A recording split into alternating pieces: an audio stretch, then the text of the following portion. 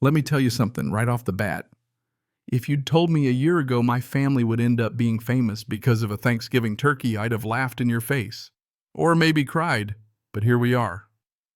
And I swear every time the leaves turn and the smell of cinnamon starts drifting through our kitchen, I remember that morning like it's playing on a loop in my head.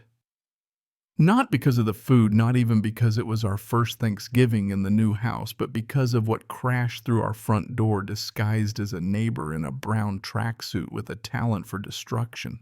You ever have a moment that feels so perfect, so right you almost don't trust it? That was us. New place, new start. Quiet, neat little street lawns, so perfect you could bounce a quarter off them. Everyone waving politely, even if we were the only black family on the block. I was elbow deep in turkey. My wife singing to old school R&B, our daughter coloring turkeys at the counter, her feet swinging, tongue poking out in concentration. Macy's parade was on volume just right, sun streaming in kitchen windows cracked for that crisp November air. The kind of morning you want to bottle up and keep forever. But good things, they don't always last. Not when you've got a neighbor with a PhD in minding other people's business and a face like she's permanently sucking on lemons. The knock came right as I was prepping the turkey for its oven debut. Not a friendly happy Thanksgiving tap either. It was a cop knock, 3 sharp raps that sounded like a warning shot. My wife wipes her hands, heads to the side door. Gives me that look, the one that says, "You got this." She's all smiles, ready for a neighborly hello.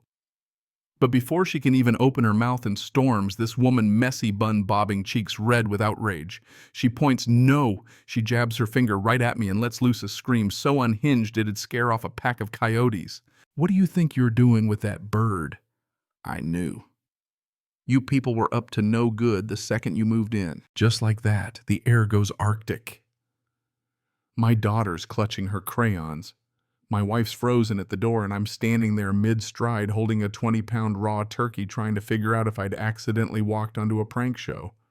Nope, this was real. The neighbor, let's call her Brenda, was screaming about black market poultry operations, accusing us of trafficking diseased birds. I couldn't even speak for a second. You know that feeling when your brain just stalls? That was me. I tried, "Ma'am, this is just our family dinner. Bought the bird Tuesday, got the receipt and everything." But she just doubled down, sneering, "That's what they all say. You think I'm stupid? I'll not have your filth in my neighborhood." My wife tried to stay calm, told her to leave, but Brenda was already dialing 911, putting it on speaker for maximum effect. She delivered a Tony Award-worthy performance voice, trembling, claiming she was afraid for her safety, that there were strange smells and get this illicit poultry trafficking. My kids started to cry right then and there. Thanksgiving ruined before the turkey even made it to the oven. Police showed up not long after, blue and red lights painting our perfect kitchen walls, neighbors peeking through blinds.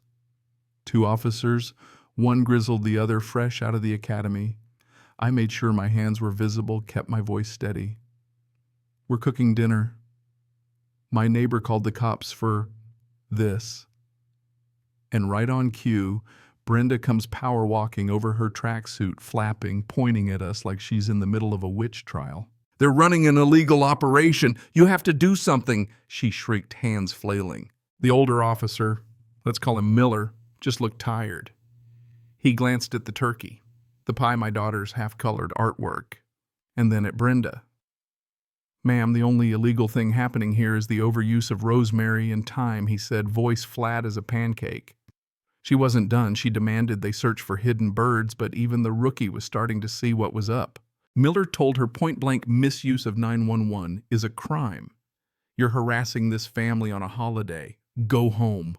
She looked like she'd been slapped, turned beet red, and stormed off, leaving our door wide open.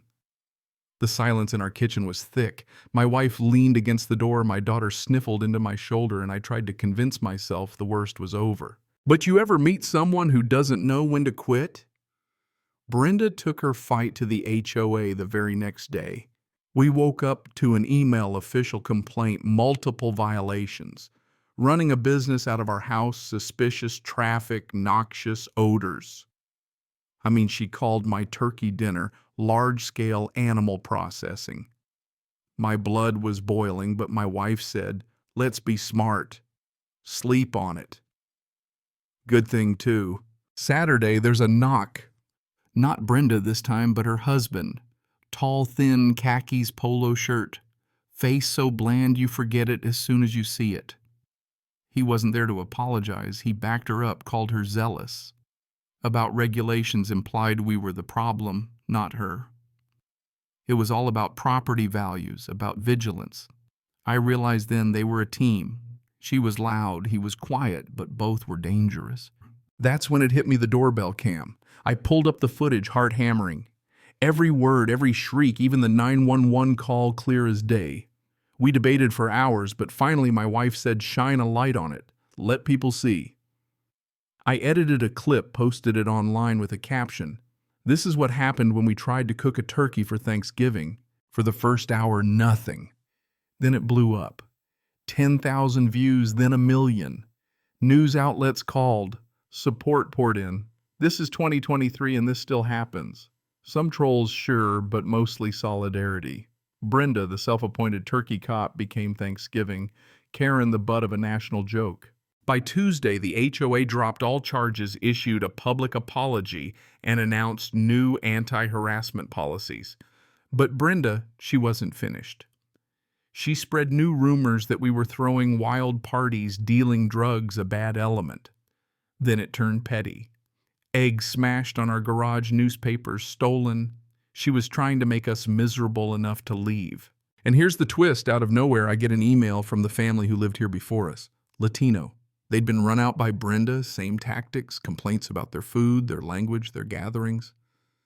He sent me old HOA letters, proof of her racism, her pattern of targeting minorities. We lawyered up, filed for a restraining order, prepared a lawsuit for housing discrimination. The legal process was brutal but satisfying. Our lawyer played the doorbell video and deposition, made Brenda admit to everything. He read her old complaints about the Rodriguez family out loud. In court, the judge, an older black woman, God bless her, called Brenda out for being a bully, issued a 5-year restraining order, and sent the case for criminal charges for the false police report. Brenda and her husband left the neighborhood in disgrace. And just like that, the fear faded. Neighbors who'd kept their heads down finally spoke up, apologies, block party invitations, cookies at our door. Turns out they'd all been scared of her too. We weren't just the new family anymore. We were neighbors, part of the community. But the story didn't end there. Our video became a symbol. A Pakistani family across the country used it as a blueprint to fight their own HOA nightmare, won their battle, rewrote their bylaws. A national civil rights group invited us to speak at their conference, give the keynote, accept an award. My wife said yes, reminding me, if we don't tell our story, who will? 2 years later, Thanksgiving is chaos. In the best way. Friends, neighbors, kids, everywhere. A kitchen full of laughter.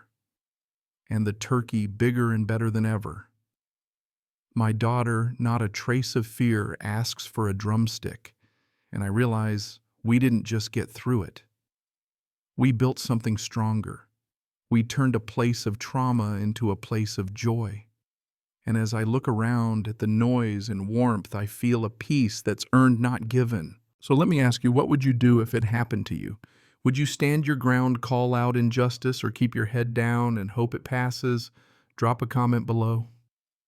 Tell me what justice looks like where you live. Share your stories, your scars, your comebacks. And hey, if this story made you feel something, share it, because sometimes just shining a light is enough to break the spell.